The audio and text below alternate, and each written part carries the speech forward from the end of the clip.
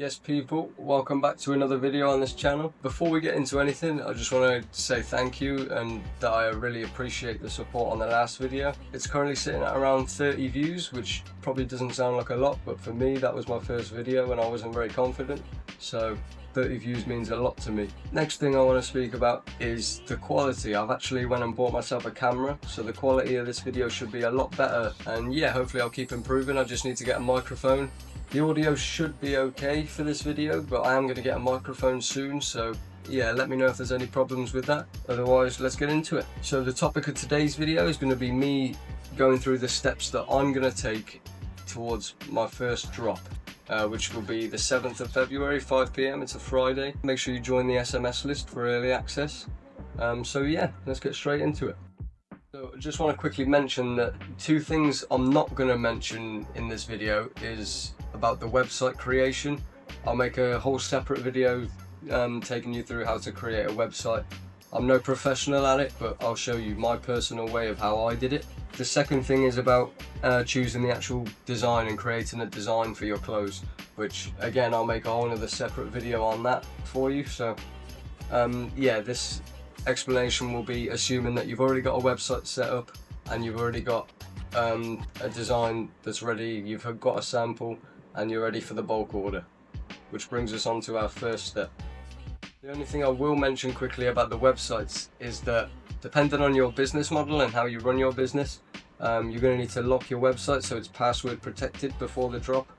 I'm going to do that personally a week before the drop because I have products on there that people can buy 24/7, so I want to keep that open as long as possible up until a week before the drop, and then it'll be password protected. The main reason for that is so that people in the SMS list can get early access through the password. So the actual bulk order. The way I'm doing mine is a lot very different to most clothing brands. So most people will use an overseas supplier, usually in Asia, but I'm from the UK, so I've actually managed to find a local supplier for the garments and a local supplier to do my printing services as well.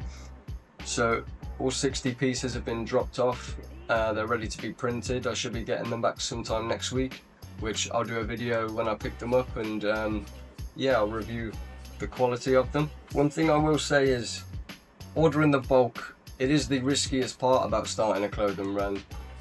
My bulk, first bulk, only 60 pieces, it cost me just over £1,000. I won't give the exact figures, I may reveal them after the drop, how much money I've made to how much I spent. One thing I will say is, for anyone scared to take the risk, for anyone scared to take that, to spend that money, I think it's necessary.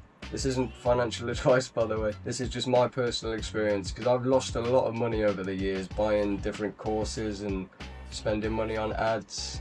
It hasn't worked out for me yet, but I'm a firm believer that you have to spend money to make more money. Even if it doesn't work out, I'll be happy that I spent that £1,000 and took the risk. I'd rather take the risk and have it fail than just not take the risk at all. That's how I've always been. I think that's the best way to be if you're going to be an entrepreneur, especially in today's age. I think it's really necessary to have that ability to be able to take the risk.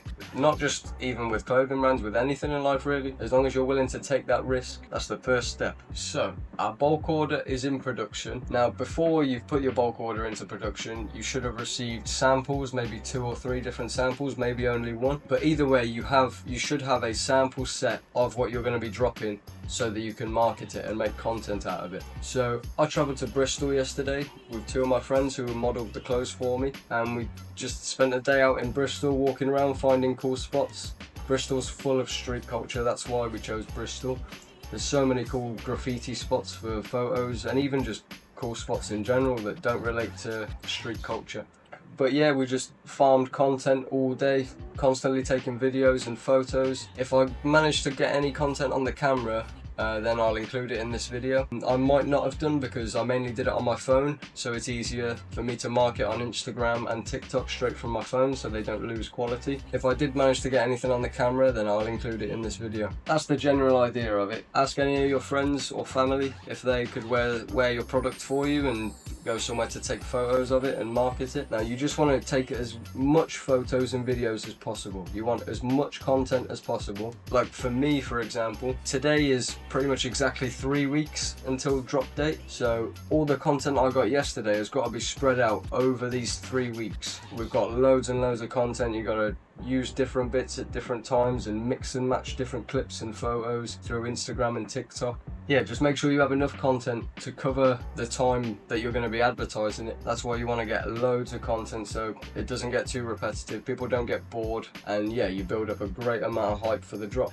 Another thing I want to come on to with marketing is reaching out to influencers to wear your product. So I've reached out to about 9 or 10 influencers so far. Only one of them has got back to me. He seems like a really great guy. He seems really keen to wear the clothes and model them for me. So once my bulk order is done, I'm going to send him out a tracksuit and he's going to make some TikToks and some content for me. Ideally you want 2 to 3 people to do that, so I've got one so far. I'm going to reach out to more people later on. Hopefully I can find a second person to send out a tracksuit to. Yeah, the important thing with this is making sure that their audience is your target audience. For example, the guy that responded to me, he does like get ready with me's and content around different fits, like streetwear outfits, so he's got pretty much the perfect audience that I want to see my product, so that's why I've chosen him. It's very important to carefully choose who you're sending your product to. The final thing I want to come on to when it comes to marketing is paid traffic. It's obviously up to you whether you want to use paid traffic or organic traffic. Me personally, I use both. I've done a bit of TikTok promote and a bit of boosting on Instagram here and there, but mainly sticking with the organic marketing on Instagram and TikTok. Those are the 2 main platforms. But I would advise, mainly when you get closer to the drop date, I would advise definitely running some paid ads, even if it's only £50 budget. It does get a lot of eyes on your product. Me personally, I found that TikTok works better than Instagram for promoting stuff with paid ads, although TikTok can be more expensive than Instagram, so it kind of balances out either way. Yeah, that's about it when it comes to content and marketing. So another thing that I personally think is really important is packaging for your brand. Now what I mean by this is having branded polymail bags, having branded package inserts, just the little stuff really, like including stickers in the packaging.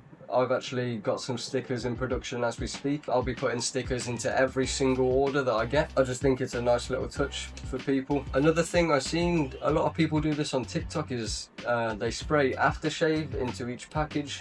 I think that's a brilliant idea. It would be great to receive a package and it's smelling like your favourite aftershave, like Jean Paul Gaultier. That's my personal favourite. Anyway, let me know what your favourite aftershaves are in the comments. So yeah, there's not much to say about the packaging really. It helps increase your brand identity and your customer satisfaction. People are going to be a lot more happy when they receive branded packaging rather than just a plain polymail bag, not even any package insert and no stickers. It just feels more personal, feels like you're actually connecting with the person rather than just selling them a product, if you get what I mean. That pretty much covers everything that I wanted to go through. If you did enjoy the video, please leave a like and subscribe. I hope this video has been entertaining. I have tried to improve the quality from the last video. I feel like I've been a bit more confident in myself and the way I speak in this video. I'm always happy to hear feedback in the comments. Let me know if you want me to cover anything else on this channel or anything specifically that you want to know about. Like I said, I'll be doing separate videos on how to create designs and how to make websites. So yeah, check out the socials, TikTok and Instagram. I'll put them up on the screen. Don't forget, go on the website and join the SMS list. You get early access to the drops plus a load of other benefits as well. Thank you, and I'll see you next time.